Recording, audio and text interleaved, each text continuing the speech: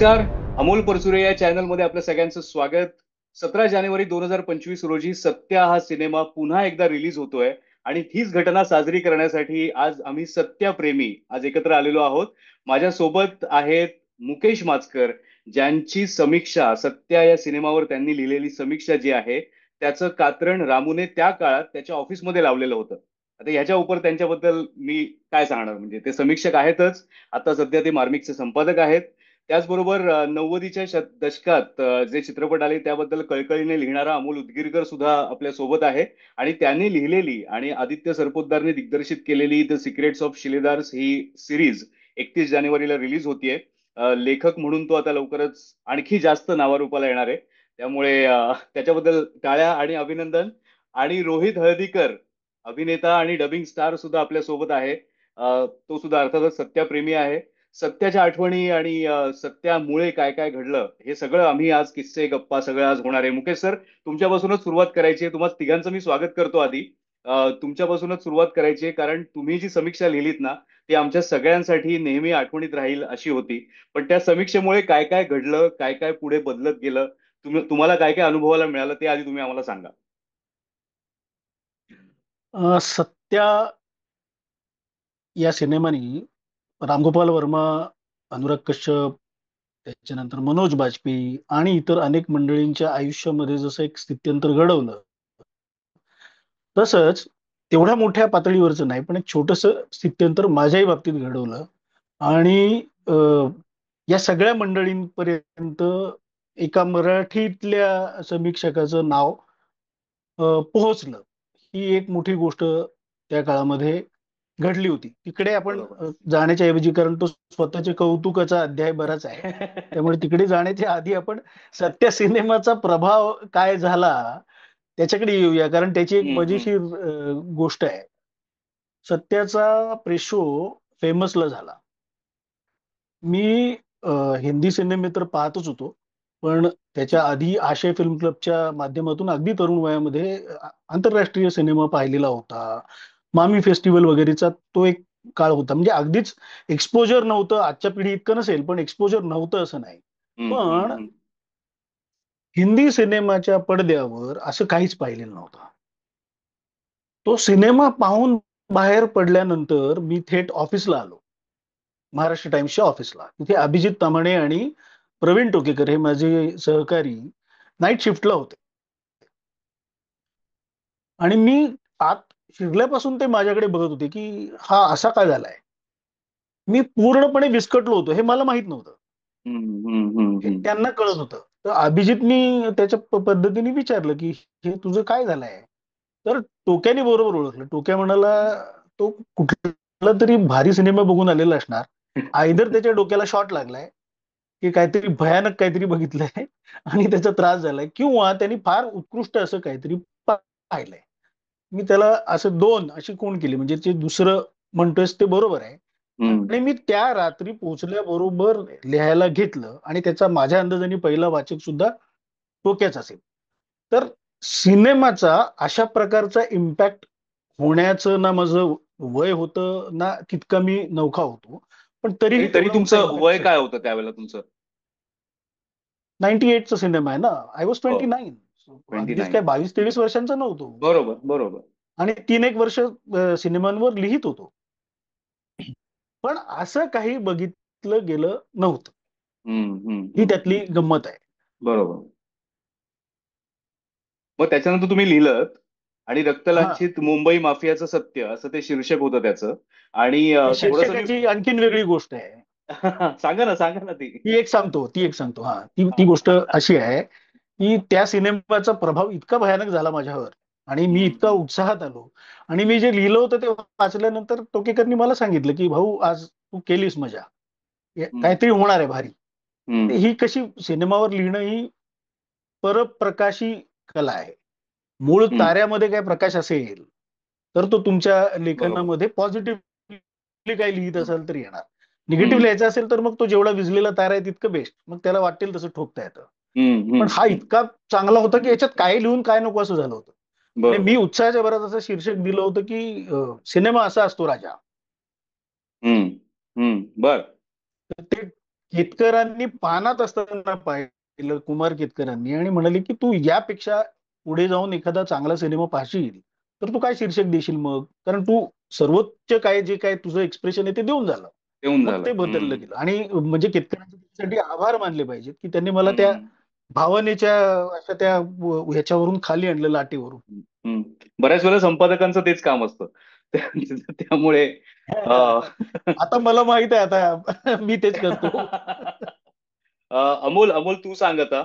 हम्म. सरांकडे परत जातो मी, कारण सर जेव्हा मनोज वाजपेयीला भेटले ऑफिसमध्ये टाइम्सच्या, तर तेव्हा काय घडलं तो एक रंजक किस्सा आहेच. पण अमोल, तुझं वय त्यावेळेला काय होतं आणि सत्या बघून काय घडलं नेमकं? मी म्हणजे फारच लहान होतो. मी त्या 16 वर्षाचा होतो सत्य बाप. जेव्हा रिलीज झाला तेव्हा. हम्म. आणि तो सिनेमा मी पुण्यात येऊन बघितला होता. अर्थातच त्याचा ट्रिगर पॉईंट होता सरांनी लिहिलेलं मटामधलं परीक्षण. एक्झॅक्टली. महाराष्ट्र टाइम्स आमच्या परभणीला ना एक दिवस उशिरा यायचा, त्यावेळेस ट्रेन पेपर यायची आमच्याकडे. बरोबर. एक दिवस उशिरा यायचा, तर मी सरांचं परीक्षण वाचलं होतं, शनिवारी वाचलं होतं. तो परीक्षा आल्यानंतर एक दिवस उशिरा वाचलं. आणि मी आमच्याकडे तो सिनेमा लागला नव्हता परभणीला तो, म्हणून मी तडक पुण्याला गेलो, माझ्या काकांकडे उतरलो आणि दुसऱ्या दिवशी जाऊन मंगला थिएटरला तो सिनेमा बघितला. बर. आणि बापरे.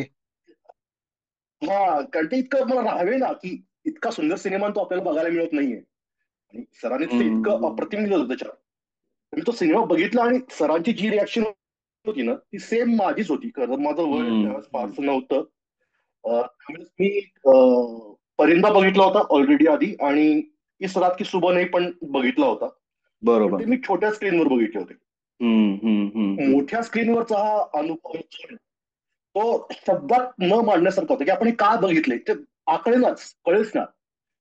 मी परभणीला वापस गेल्यावर मित्रांनी मला विचारलं काय होतं सिनेमात, काय होतं सुरुवातीला, मध्य, शेवट काय. तर तो सिनेमा तो एक तसा तो फॉर्मॅट फॉलो नाही करत सिनेमा, हो. तसा तो हो. म्हणजे सिनेमा बरोबर. मेकिंगचे बरोबर. खूप नियम मोडलेत रामोने सिनेमामध्ये. तर मला हम्म. सांगता पण नाही सिनेमाबद्दल त्या. आणि करेक्ट, मग मी करेक्ट. तो सिनेमा परभणीत लागला पुढच्या शुक्रवारी, आणि मी माझ्या मित्रांना घेऊन गेलो परभणीतल्या. हम्म.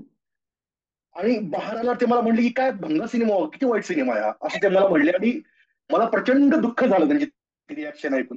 त्यांना सिनेमा कळलाच नाही, कारण हम्म. त्या काळचे सिनेमे येत होते 90च्या दशकात, त्यांना त्याची सवय लागली होती एक प्रकारे. पण बरोबर. मला त्यावेळेस जाणवलं की आपण फारच अल्पसंख्य आहेत आपल्या मित्राच्या गटामध्ये पण. तर सत्याने मला एक साक्षात्कार करून दिला की सिनेमा कसा असतो आणि सिनेमा मेकिंगचे नियम मोडण्याची एक सुरुवात होती. म्हणजे हम्म. त्याच वर्षी दिलसे आला, हो. त्याच वर्षी हैदराबाद ब्ल्यूज पण होता 1998 बरोबर. ला. बरोबर. तर ना 2001 आणि 1998 हे 2 वर्ष मला फार वेगळे वाटतात की त्यांनी हम्म. एक नवीन ग्रामर सिनेमाचा तयार सुरुवात केली 1998 बरोबर. आणि 2001 ला लगान आणि दिल चाहता है या करेक्ट, करेक्ट, सिनेमात. हम्म. Correct, correct, correct. Correct. Rohit, तुझ्याबद्दल सांग तू, पण आधी एक डायलॉग होऊन जाऊ दे सत्याचा. खा- खांडिलकर को कल्टी दिया, आमोद शुक्ला भी गया, गुरु नारायण तू भी ऊपर गया, भाव को इलेक्शन जिताया कौन, भिक्को मात्रे, मुंबई का सही किंग सही. कौन, Bhiku Mhatre. Yes, yes, yes. नाही, या डायलॉगच्या मागचा मला एक इंटरेस्टिंग किस्सा सांगायचा. मी मकरंद देशपांडेंबरोबर एक नाटक करत होतो ना, तो मनोज सर आले होते तेव्हा तिथे. आणि मी आणि माझा एक मित्र आहे संजय ददीच म्हणून, तर मनोज सर आम्हाला भेटून पुढे गेले, तर मी आणि तो मागून 1 2 3 मुंबई का किंग कौन, भिक्कू मात्रे असं ओरडलो होतो. आणि ते मागे बघून हसले होते, अरे क्या यार छोडो ना. मॅक्स वा सर सुद्धा वा. नंतर म्हणाले, अरे क्या है यार तुम लोग, क्या किधर ले जाने के लायक नहीं हो. पण पण मॅक्स सरांनी बऱ्याच आठवणी सांगितल्या असतील, किस्से सांगितले असतील. हो, मॅक्स सरांनी मला एक खूप भन्नाट किस्सा सांगितला होता. म्हणजे सत्याचा विषय निघायचा आमच्या हम्म. रिहर्सलच्या दरम्यान, प्रयोगांच्या दरम्यान. मॅक्स सर म्हणाले की एक दिवस मी घरी काही काम नव्हतं आणि घरीच घरीच होतो. अचानक लँडलाईनवर मला रामूचा फोन आला. रामू म्हणाला की Max where are you. Max sir म्हणाले आय एट होम, मी घरी आहे. म्हणाले can you come to this place, जे जे काही लोकेशन होतं ते, I want to shoot your death scene. आम्ही तर मॅक्स सर गेले. मी फक्त हा, रामच करू एक्झॅक्टली शकतोय. एक्झॅक्टली. हे रामूच आणि करू शकतो. तू जसं विचारलं सत्याच्या बाबतीत माझ्या विषयी हे काय आहे ते, तर सत्या जेव्हा आला ना तेव्हा मी 5वीत होतो, मला आठवते. 4थी-5वीत असेल मे बी. आणि तेव्हा काय होतं, त्या वयात ज्या आपल्याला फिल्म्स आवडतात त्या एक गोविंदा, आमिर खान, सलमान, शाहरुख, डीडीएलजे बरोबर नुकताच आला बरोबर. होता. सो त्या बहरात मी त्या फ्लो मधल्या सगळ्या फिल्म्स बघत होतो. आणि माझा मामा जो होता तो हम्म, चित्रपट शौकीन खूप. अरे हम्म. सत्या फार चांगला पिक्चर आहे सत्या. तर मी बघून आलो सत्या, म्हटलं हे काय पिक्चर आहे हा. म्हणजे त्या एक वय असतं ना, त्या वयात असे पिक्चर झेपत नाहीत किंवा काही ग्रास्प होत नाहीत किंवा काही फारसं काही करेक्ट कळत करेक्ट नाही त्या करेक्ट सिनेमातलं. करेक्ट त्यामुळे करेक्ट. असे बरेच पिक्चर असतात की आपण त्या वयात बघतो आणि सोडून देतो.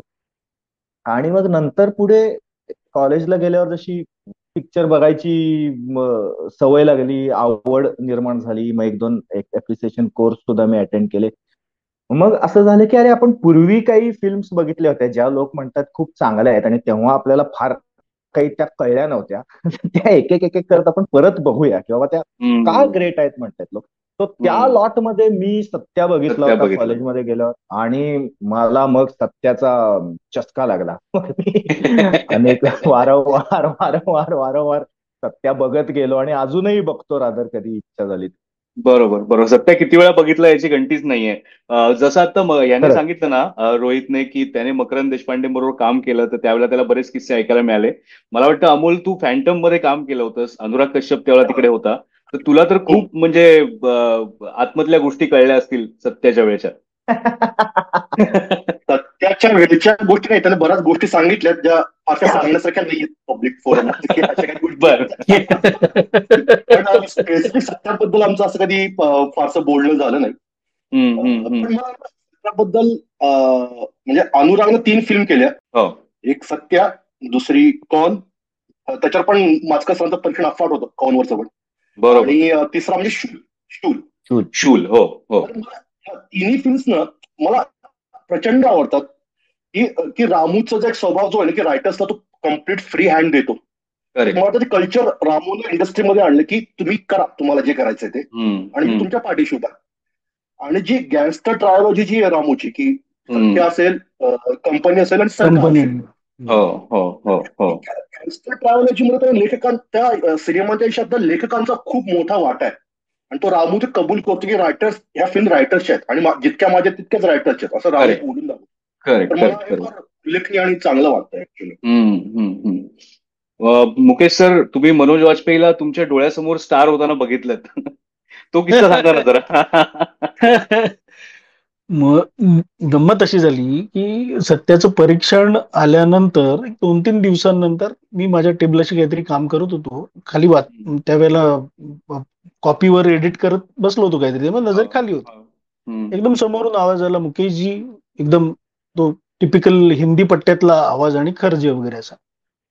मी बघितलं, म्हटलं अरे हा मनोज वाजपेयी. म्हणजे असं समजेच ना की हा इथे कसा, काही काही कारण नाही ना हा इथे कसा. हम्म. मी म्हंटल हा मीच मुकेश. मग पहिलं थोडा वेळ आम्ही आप केलं.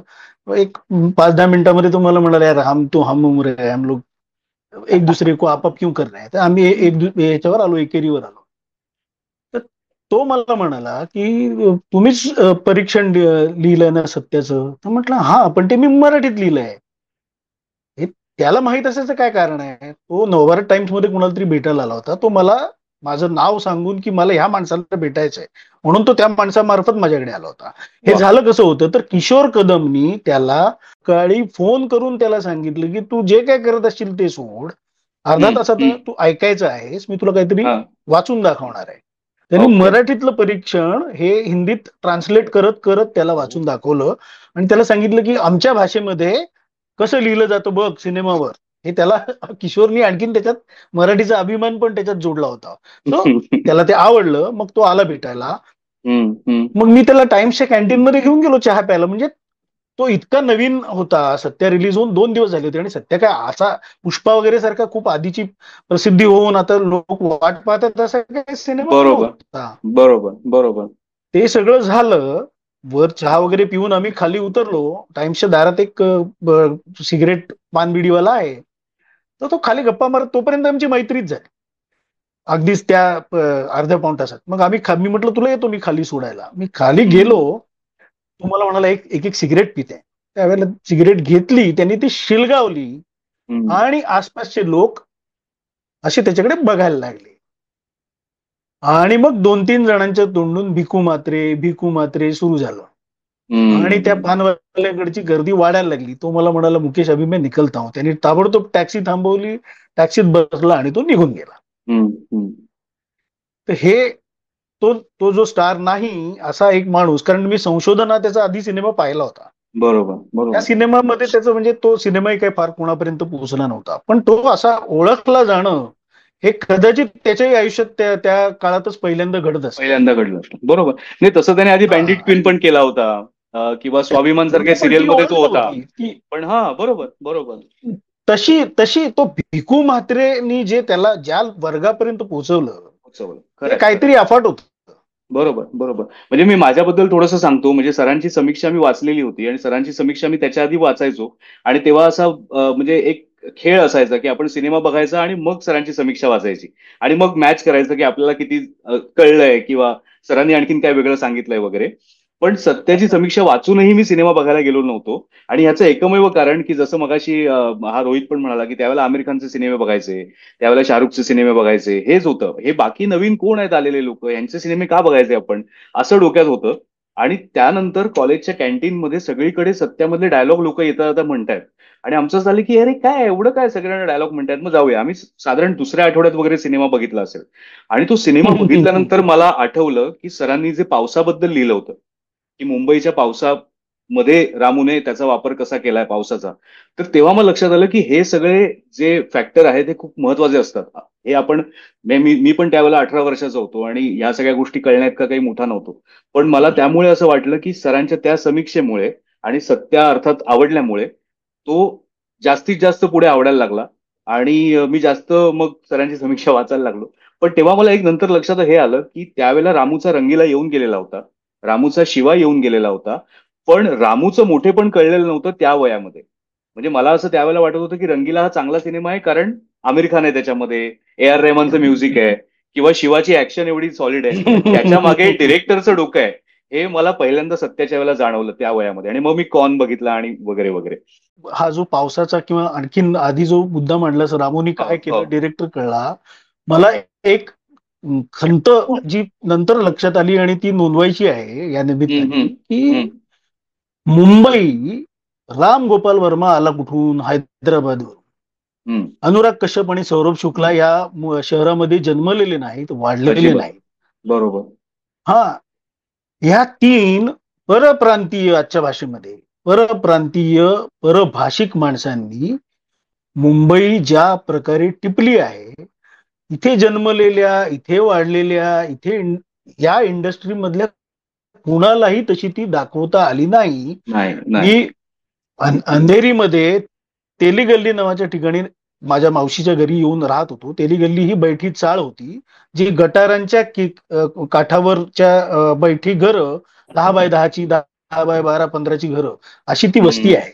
त्या वस्त्यांमधल्या गल्ल्यांमधून जाताना मला त्यावेळेला, म्हणजे जेव्हा मी महाराष्ट्र टाइम्स मध्ये येईन का काय होईन आयुष्यात हेच माहित नव्हतं, फक्त सिनेमाचं वेळ होतं, तेव्हा मला प्रश्न पडायचा की हे मला सिनेमात कधीच कसं दिसत नाही. ह्या गल्लीमधून एक चेज, त्यावेळेला आपलं आकर्षण काय असतं की हाणामारी, ऍक्शन सिक्वेन्स, असा एखादा ऍक्शन सिक्वेन्स कसा प्लॅन होत नाही, असं का होत नाही, ही मुंबई कशी कुठे दिसत नाही, चाळींची मुंबई कशी कुठे दिसत नाही. बरोबर. आणि ते सगळं एका बाहेरच्या माणसाने, मुंबई शहर हे एक मोठं कॅरेक्टर आहे त्या सिनेमातलं. करेक्ट. हे कॅरेक्टर ह्या माणसांना सापडलं कसं? बरोबर. सत्याच्या सुरुवातीला सत्याच्या सरांचा मुद्दा मी थोडा पुढे नेतो. सत्याच्या सुरुवातीलाच रामूनं काही लोकांचे आभार मानलेत. त्याने असं लिहिलंय की मला बऱ्याच लोकांचे आभार उघडपणे मानता येत नाही, कारण त्यांना मला वाटतं अंडरवर्ल्ड. बरोबर. पण ती लिस्ट एक फार रोचक आहे लिस्ट, ज्या लोकांचे आभार मानले. एक तर त्या आग्रेपाड्याचे म्युन्सिपल कमिशनर बाई आहेत, ते ठीक आहे. त्यात एक नाव आहे सतीश नांदगावकर, जे मला वाटतं माचकर सरांना आणि अमोलला, सुधीर नांदगावकरांचा मुलगा आता गेले ते. अच्छा, सुधीर नांदगावकर मुलगा आहे हे मला माहित नव्हतं. नांदगावकरांचा मोठा वाटा आहे त्या सिनेमाच्या रिसर्च मध्ये आणि रामूला इनपुट्स देण्यामध्ये. आणि त्या याच्यातनं एक रमेश काहीतरी असं एक आडनाव आहे, आडनाव विसरलो मी, आणि त्याच्यासमोर कंसात लिहिले शाखा प्रमुख, तो बहुतेक तिथला शिवसेनेचा शाखा प्रमुख होता आगरीपाड्याचा. अच्छा. ओके. आणि तिसरं एक फार इंटरेस्टिंग नाव आहे, अजित देवानी नावाचं एक माणसाचं नाव आहे त्याच्यामध्ये. करेक्ट. त्यामुळे रामूला- मंदाकिनीचा सेक्रेटरी ना. हा, मंदाकिनीचा तो सेक्रेटरी होता. आणि त्याच्या राईट अजून राईट. एक म्हणजे त्याने रामगड के शोले सारखे डुप्लिकेट्सला घेऊन त्याने सिनेमे प्रोड्यूस केले होते. आणि योगायोग असा की अजित देवानीला रामूला बरेच इनपुट दिले होते अंडरवर्ल्डचे, कुठं कुठं ऑपरेट होतात, कसे कसे ऑपरेट होतात. आणि सिनेमा आल्यानंतर काहीच वर्षांनी छोटा राजन टोळीने त्याची हत्या केली, म्हणजे अंडरवर्ल्डनं देवानीची हत्या केली. तर हा फार योगायोगी, ज्या रामूला गिल्ट फील आहे त्याच्याबद्दल बराच. त्याने एक पोस्ट टाकली होती अजित देवानी बद्दल. त्याला असं वाटत होतं की याने आपल्याला बरेच इनपुट्स दिलेत अंडरवर्ल्डचे, म्हणून त्याची हत्या झाली नाही ना, असं त्याला काहीसा एक कॉम्प्लेक्स आहे रामूला. तर हे फार मला योगायोग वाटतं की एक अंडरवर्ल्ड प्रभावीपणे दाखवणारा, सिनेमाला मदत करणाऱ्या माणसाचा मृत्यू अंडरवर्ल्डच्या हातूनच व्हावा काही वर्षांनी, हा एक फार म्हणजे सिनेमॅटिक योगायोग आहे. अरे पण ते त्याला शोधायचं होतं, ही महत्वाची गोष्ट आहे ना. माणसं ही आधीपासून होती, त्यांच्यापर्यंत कधी कोणी गेलं नाही, आणि अशी मुंबई कोणी शोधली नाही, दाखवली नाही. बरोबर. ही मुळात ही प्रेरणा असणं हे कुठे लुप्त होतं. खरंच. हा म्हणजे आणि बोला सर. नाही तेच म्हणजे आता ते माझं काय म्हणतात ते भावनांचं कड आला एवढंच. नाही त्यावरून आठवलं, इव्हन गुलशन कुमार जींची जेव्हा हत्या झाली, सो त्यावेळेला सत्याचं शूटिंग सुरू होतं, आणि मग 2-3 दिवस ते शूटिंग थांबलं, आणि त्यानंतर तो सीन इन्क्लूड केला की संजय मिश्रा स्कूटरवरून त्या प्रोड्युसरला करतो. आणि हे सो काय आजूबाजूचं जे काही घडत होतं ना मुंबईत, ते त्यावेळेला त्या सिनेमातही इतकं व्यवस्थितपणे घडवलं गेलं ना स्क्रीन प्ले मध्ये.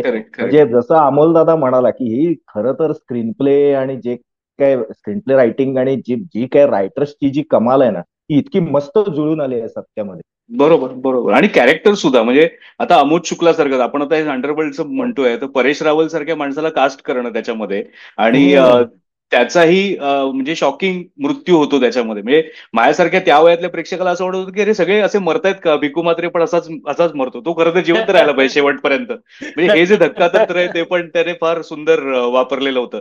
पण अमोल, तू खूप चांगलं सांगितलंस सतीश नांदगावकर बद्दल, आणि एक प्रकारे ही श्रद्धांजलीच आहे, कारण गेल्याच वर्षी सतीश गेला आपल्यामधून. तर सतीश नांदगावकरची आठवण तू काढलीस ते खूप खूप महत्वाचं आहे. आणखीन एक महत्वाचा मुद्दा, मला आता थोडं पुढे जाऊया, की रामूवर आपलं प्रेम जे आहे, त्या प्रेमाचं काय करायचं हा जर मुद्दा असेल, तर आता ते प्रेम कुठे आहे, आणि रामूने पुन्हा एकदा सत्यासारखा सिनेमा बनवावा हीच आपली अपेक्षा राहणार आहे.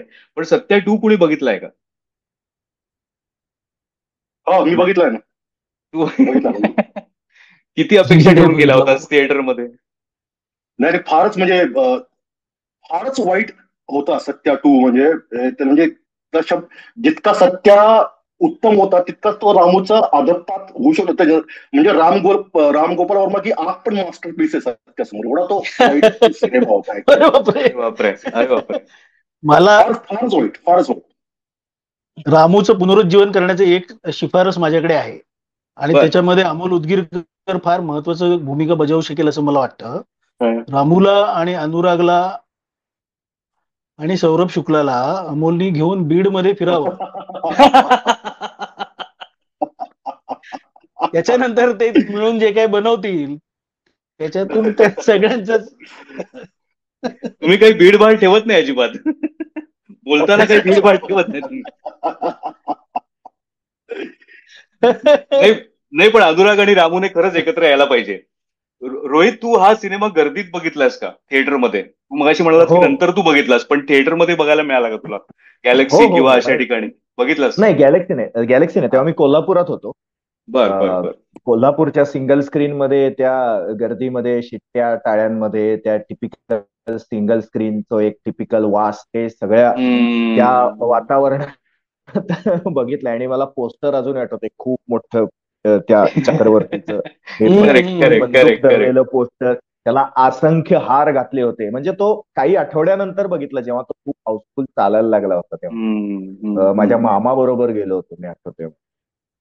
आणि डायलॉग्स जे आहेत त्याच्याबद्दल कुणाला काय सांगायचंय, कारण इतके डायलॉग लक्षात राहणं म्हणजे एखादा डायलॉग लक्षात राहतो तो ठीक आहे, पण मला वाटतं हे शोले नंतरचं सत्य हे उदाहरण असेल की हो. जवळपास सगळे डायलॉग आपल्या लक्षात राहतात आणि सगळ्यांचे म्हणजे विकू मात्रेचे सुद्धा आपला कोण भाऊचे पण डायलॉग, बच्चा आहे तू मेरा बच्चा आहे पासून सगळे अगदी चंदरचे इवन डायलॉग, चंदरचे जोक सगळे. इवन मुळे वकीलचे पण की हा हा हा हा. भिकू समझा नहीं अपने धंधे को, मैं पहले ही बोला था भिकू एक जाएगा तो सब जाएगा. आणि मला वाटतंय म्हणजे ऍज पर माय ओपिनियन की मला वाटतंय चुटिया वगैरे हे शब्द पहिल्यांदा कोणीतरी उच्चारले मेन स्ट्रीम फिल्म मध्ये. कस वर्ड्स जसं आले पहिल्यांदा. स्वर्ड्स आले बरोबर ना? पहिल्यांदा. हा म्हणजे जसं मुळे वकील म्हणतो की समझाय नाही अपने धंदे को, मैं इसको बोला था चुटिया. आणि त्यावेळेला थिएटरमध्ये असं झालं की अरे म्हणजे स्टॉल मधले आणि फर्स्ट मधलं पब्लिक शिट्ट्या मारायचे शिव्या दिल्या. बरोबर बरोबर किंवा बरोबर. मैं तेरे को घर में घुस के मारूंगा, तेव्हा तो चक्रवर्ती म्हणतो की अगर मारना ही है तो बोलने की क्या जरूरत है, सीधा मार हा. देते. आणि तेव्हा तो ठाप करेक्ट ठाप चालतो आणि ते कल्लू मामा इडली करेक्ट. खात असतो, अरे भिकू बोलने का ना चलाने से पहिले. याच्यात सौरभ शुक्लाचं कॉन्ट्रीब्युशन आहे ना, माझं असं मत आहे की ते बऱ्यापैकी झाकोळलं जातं. हम्म.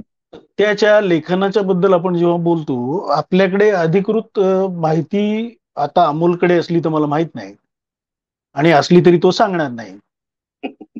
पण ते माझी अशी समजूत झाली नंतरची सगळ्यांची कामं पाहिल्यानंतर की स्क्रिप्टच्या रचनेमध्ये खूप मोठा वाटा हा अनुरागचा असणार.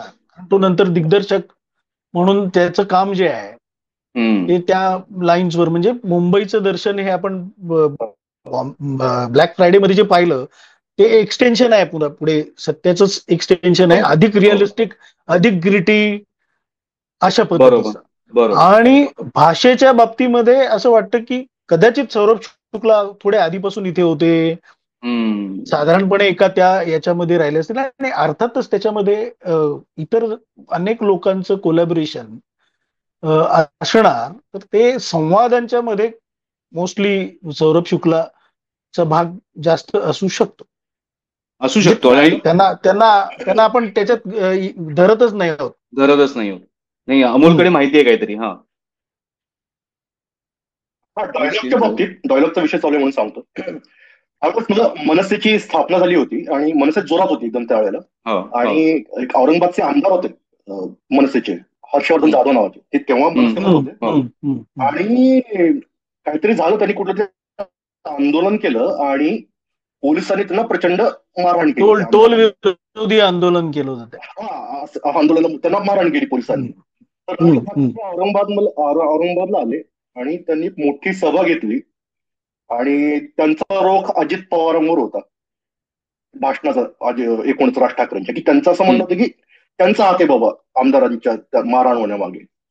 तर त्यांनी त्या सभेतनं एक डायलॉग उच्चारला होता सत्यामधला की अजित पवार याद रखो, मौका सबको मिलता है.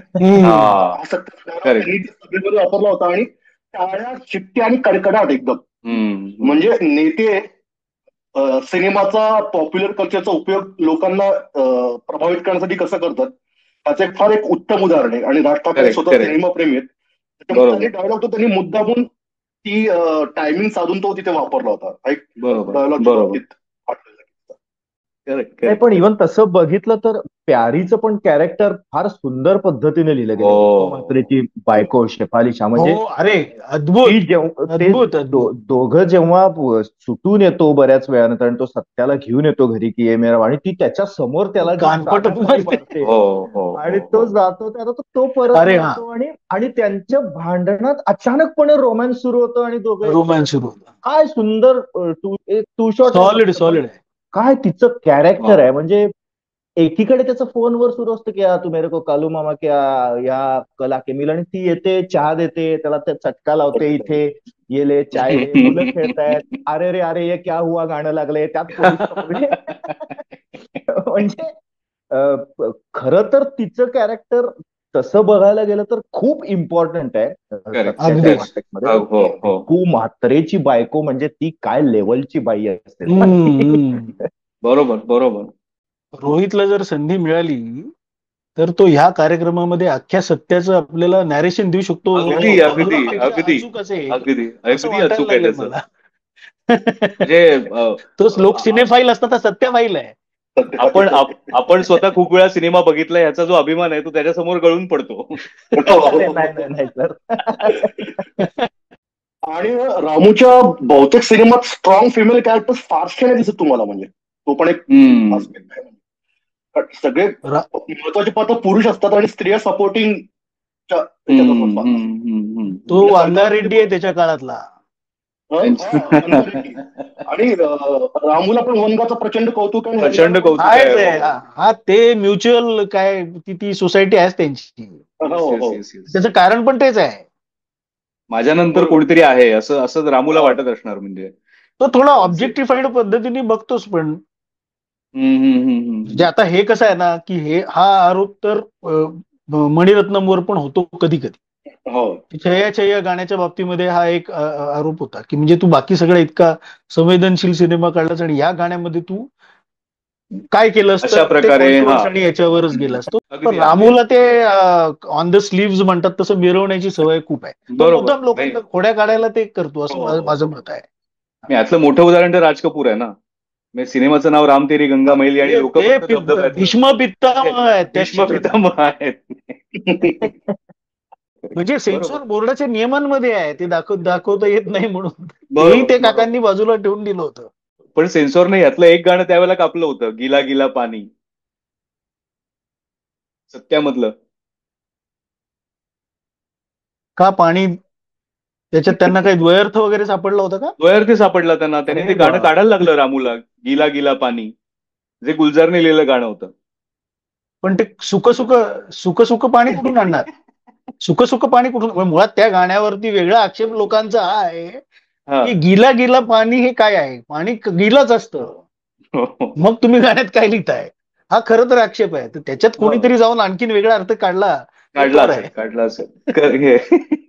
गिला गिला पाणीवरून मला आठवलं, रामू एका इंटरव्ह्यू मध्ये म्हणालाय पण की आम्ही गुलजार साहेबांकडे एकतर स्क्रिप्ट घेऊन गेलो याची गाणी लिहायची. तर पहिली त्यांनी स्क्रिप्ट वाचली आणि म्हणाले यार बहुत लोग मर गए इस फिल्म में.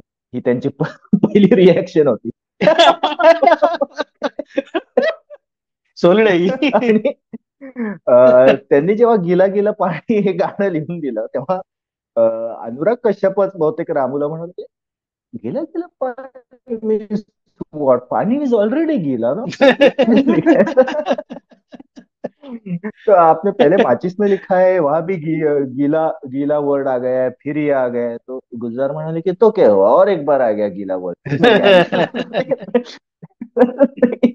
सत्याच्या गाड्यांची पण वेगळी गंमत आहे. गोलीमार भेजेमेचे पण जे ओरिजिनल शब्द जे विशाल भारद्वाजने लिहिले होते ते काहीतरी गम के नीचे बम लगा के रम उडा दे असं काहीतरी होतं. जे रामूचं म्हणणं आहे की तेच बेस्ट आहेत आतापर्यंत. मला नाही गुलजार साहेबांनी लिहिलेलं गोलीमार भेजे में भेजा घालायला लागलं. पण टिल डेट आय बिलीव्ह की गम के नीचे बम लगा के रम उडा दे इज द बेस्ट असं म्हणणं. बरोबर आहे ते. म्हणजे भेजा शोर करत असेल तो माणूस गुंड कसा होईल?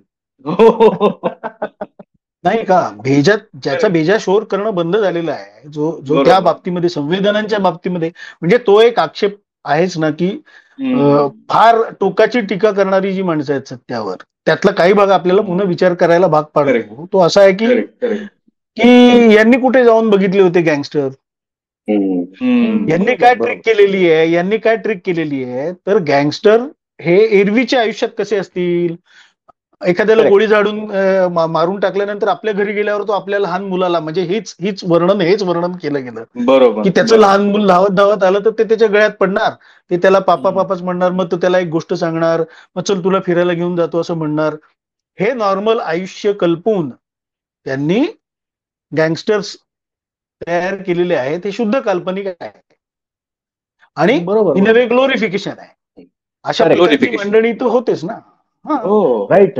शेवटी कुणाचा तरी खून करताना किंवा कुणाच्या तरी बाबतीमध्ये सुडानी धगधगत असताना, कुणावर तरी अत्याचार, शारीरिक अत्याचार करत असताना तुम्ही इतके नॉर्मल असू शकता का? बरोबर बरोबर बरोबर. असं स्विच ऑन स्विच ऑफ पद्धतीने नट ऑपरेट होऊ शकतात. हो माणूस कसा ऑपरेट माणूस. होईल? तर तो एक बरोबर. मुद्दा आहे विचार करण्यासारखा. करेक्ट. आणि दुसरी आपल्या गाण्याचा उल्लेख निघाला म्हणून एक मजेशीर त्याच्यातली एक गोष्ट लोकांनी त्यावेळेला केली होती की आयुष्यात पहिल्यांदाच बिअर पिऊन टाईट होणारे गुंड बघितले त्या गाण्यामध्ये. गुंड बिअर पित असतील काय, असा असा एक प्रश्न आला होता. आणि तिसरा मुद्दा असा की या सिनेमातला सगळ्यात जास्त गाजलेला माणूस म्हणजे भिकू म्हात्रे, जो अजिबात भिकू म्हात्रे दिसत नाही, तसा बोलत नाही. शेफाली तर बरोबर. त्याच्यामध्ये मराठीत बोलते सुद्धा. हो आणि गोविंद नामदेवची एरवीचीच बोलण्याची भाषा ही मराठी हिंदी असल्यासारखी असावी. आय डोंट नो इव्हन व्हाय. त्यामुळे तो भाऊ इव्हन तो खपून जातो. खांडिलकर पण, म्हणजे नाव त्याचं खांडिलकर आहे, आदित्य हो. श्रीवास्तव. आणि खांडिलकर, तो हा. कम्प्लीट खांडिलकर, हो. युपी हा, पूर्ण युपी ऍक्सेंट मध्ये बोलतो. चमेलीचं तेल लावलेला आणि भिकू मात्र तो सगळ्यात पहिला सीन आहे ना, त्यात तो लोकसत्ता असताना दाखवला. म्हणजे त्याचा मराठीपणाशी असलेला तो संबंध सिनेमातला तो. Correct correct correct correct. तर नाही, अमोल मला एकदा हा नाही, सॉरी sorry. रोहित बोल. नाही तू बोल तू बोल तू बोल. माझ्या डोक्यात आलं की रामूच्या जवळजवळ प्रत्येक फिल्म मध्ये नॉन महाराष्ट्रीयन माणसांनीच महाराष्ट्रीयन कॅरेक्टर्स प्ले केलेले आहेत. म्हणजे डिपार्टमेंट मध्ये सुद्धा संजय दत्तचं नाव काहीतरी महादेव भोसले वगैरे असं काहीतरी असतं. अमिताभ बच्चन काहीतरी सर्जेराव शिंदे वगैरे जे स्वतःही नाव उच्चारताना माय सर्जीराव वगैरे ते अर्जुन मालवणकर होता. याला हा, त्याचा बाकी काही संदर्भ नाही. पण मग पुन्हा अशी गंमत, हा एक वेगळा थोडा भाषिक अभिनिवेशाचा विषय झाला की बाकी सगळ्या गोष्टींमध्ये तुम्ही इतका रिसर्च केला, तितकं सगळं केलं, तर तुम्हाला भाषेवरती असं का नाही बुवा करावंसं वाटलं? आता करतात काम सगळेजण. आता त्याच्यासाठी वर्कशॉप्स घेतात, तसा लयजा आणतात, काही वाक्य फिरतात. पण तेव्हा हे केलं नाही आणि ते बाय अँड लार्ज यांच्या कुणाच्याही कामात तसं दिसत नाही दिसत. जर महाराष्ट्र बेस्ड आणि मराठी कॅरेक्टर्स असतील तर. अमोल, तुला शेवटी एकंदरीत सत्याचा परिणाम इंडस्ट्रीवर कशा प्रकारे झाला याच्याबद्दल काही सांगायचंय का? कारण आपल्याकडे असं होतं ना की एक सिनेमा सत्यासारखा आला आणि तो हिट झाला की मग त्याचा ट्रेंड येणं. त्या पुढच्या 10 वर्षात तसं काही दिसलं का? आणि त्याचाच फटका रामूला स्वतःला बसला का?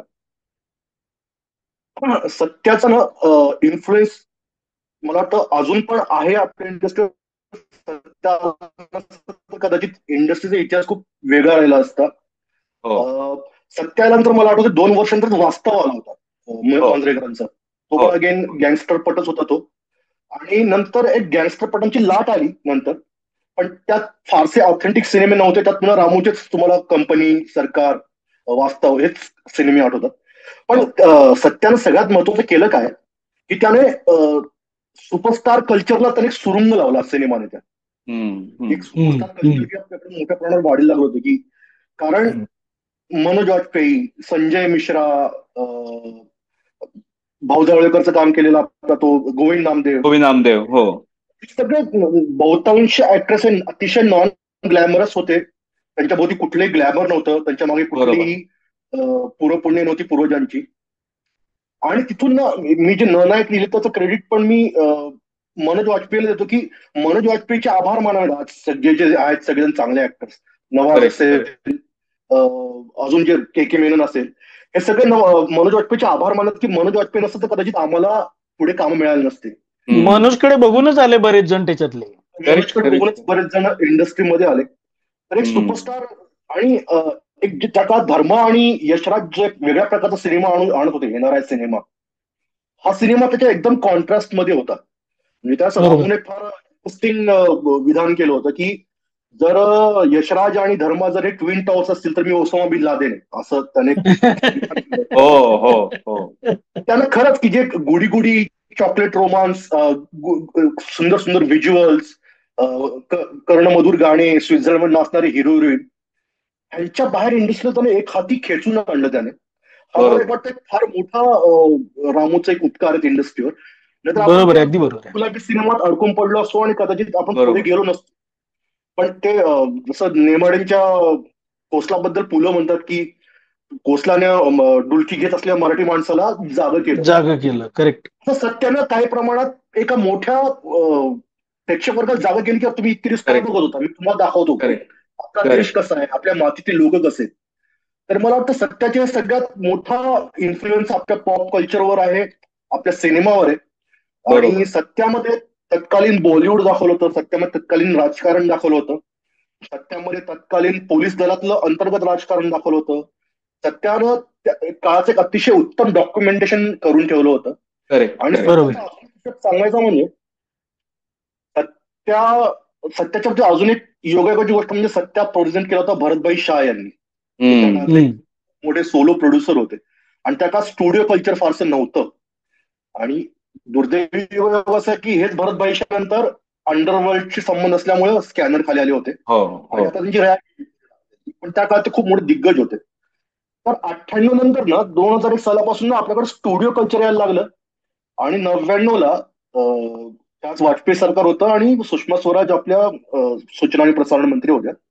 त्यांनी सिनेमाला उद्योगधंद्याचा दर्जा दिला आणि सत्यामधलं जे जग होतं ते काळस्वरूपी नंतर बदललं. म्हणजे सत्यामध्ये जे बॉलिवूडची दाखवली ते सगळं जग 99लाच बदलून गेलं. तर सत्याचा हा पण एक असा इम्पॅक्ट आहे, कारण सत्यामध्ये पण दाखवलं होतं की अंडरवर्ल्डचा सिनेमा होता कसा विळखा आहे. आणि त्यात सत्या त्या रोणू म्युझिक डायरेक्टरला गोळी मारून उर्मिलाला गाण्याचा सुरुवातीला एका बॉलिवूड प्रोड्युसरची हत्या दाखवली होती. तर सगळ्यांचा इम्पॅक्ट एक बॉलिवूडवर एक असा विळखा अंडरवर्ल्डचा त्यातून कळलं होतं. तर ते सगळं चित्र हळूहळू बदललं लागलं. त्यामध्ये पण सत्याचा थोडाफार वाटा नक्कीच होता असं. बरोबर. खूप महत्वाचं सांगितलं. सामाजिक आर्थिक असं सत्याचा इम्पॅक्ट आहे. आणि आज एक ओटीटीवर काम करणाऱ्या कलाकारांची एक मोठी फळी जी आहे ती सत्याला सुद्धा कदाचित ती आज नसते, कोणीच नसते बहुतेक इंडस्ट्रीमध्ये. हा पण अगदी ती बँडिट क्वीनला ती लाट तिथे तयार झाली दिल्लीत. म्हणजे हे आता मनोजच्याच बोलण्यामधूनही अनेकदा येतं. आणि ह्या लोकांना घाबरवणारा माणूस होता शेखर कपूर. शेखर कपूरनी सांगितलं की इथे राहाल तर फाके पडतील, तुमची लग्न होणार नाहीत वगैरे वगैरे वगैरे. आणि म्हणाला की तुम्ही वाटेल ते करा, मुंबईत जा, तुम्हाला आवडेल ते काम करा. आता खरं सांगायचं तर ही सगळी मंडळी जर रामू नसता तर ही सगळी मंडळी काही महिन्यांमध्ये किंवा काही वर्षांमध्ये परत गेली असती किंवा फुटकळ रामूच्या टाईप रोल करण्यामध्ये त्यांचं आयुष्य निघून गेलं असतं. ती दिल्लीतली लाट जी आहे ना ती इथे सामावून घेण्याची शक्ती ही रामगोपाल वर्मांनी निर्माण केली. आणि दुसरा भाग मला असं वाटतो की रामू आपण जेवढे सत्यामध्ये वगैरे अडकलेलो आहोत तेवढा रामू अडकलेला असेल असं मला वाटत नाही. याची दोन कारणं. त्यांनी पुढचाच सिनेमा केला तो कौन केला आणि त्यांनी कंपनी बनवला, सरकार राज बनवला, सरकार राज पुढे बनवला. हे सगळे सिनेमे जरी बाय अँड लार्ज म्हणजे असं आपण गँगस्टर पट म्हणत असू तरी he has not replicated Satya.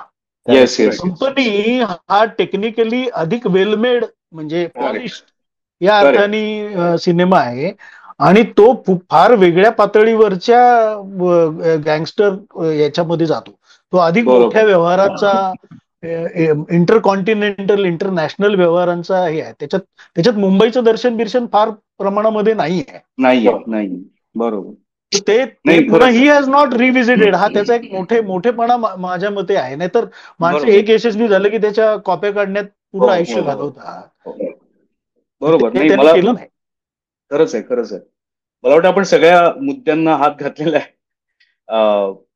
Rohit तुला काय आठवतंय? कारण तुझ्याकडे खूप सामान आहे असं लक्षात आलंय आमच्या. सामान काय मला आठवेल तसं बोलतोय मी. काय सामान असं काय नाही. पण रामूच्या फिल्मची मला गंमत ही वाटते की यातल्या रामूचे बरेचसे फिल्म्स काढून बघितल्या. रंगीला असेल, दौड असेल, सत्य असेल, यातल्या कुठल्याही कॅरेक्टरला आगापिछा किंवा बॅक स्टोरी कधीही नसते. इव्हन तो सत्या सुद्धा तो मुंबईत कुठून आला, काय त्याची फॅमिली बॅकग्राऊंड काय, तो काय केरळमधून आलाय, हैदराबाद मधून कुठून, काहीही नाही. सत्या नावाचा माणूस मुंबईत आला, तो कुठून आला काय माहिती नाही. रंगीला मधला मुन्ना का राहतोय तिथे खाली, तो कुठे होता, काय होते त्याचे आणि ह्याचे एवढे मित्र, मिलीचे आणि तिचे मित्रत्वाचे संबंध का, हे काही नाही. पण गंमत काय आहे, असं असून सुद्धा ते कॅरेक्टर्स इतके कुठेतरी कनेक्ट करून जातात ना, ही मला वाटतं राम गोपाल वर्माचे कॅरेक्टर हँडलिंगची खूप मोठी काहीतरी गंमत आहे आणि त्याला काहीतरी एक नॅक बरोबर. कळली. Correct correct correct. जसं की सर म्हणाले की एक कॉमन मॅन सारखा दिसणारा माणूस गँगस्टर असू शकतो असं त्याने सत्यामध्ये दाखवलं. तर त्यावरनं मला एक आठवलं की रामू एका इंटरव्ह्यू मध्ये म्हणाला होता की मी बातमी वाचली पेपरमध्ये की अमुक अमुक ह्याला सकाळी काहीतरी 8 वाजता एका उद्योगपतीला एका गँगस्टरने उडवलं.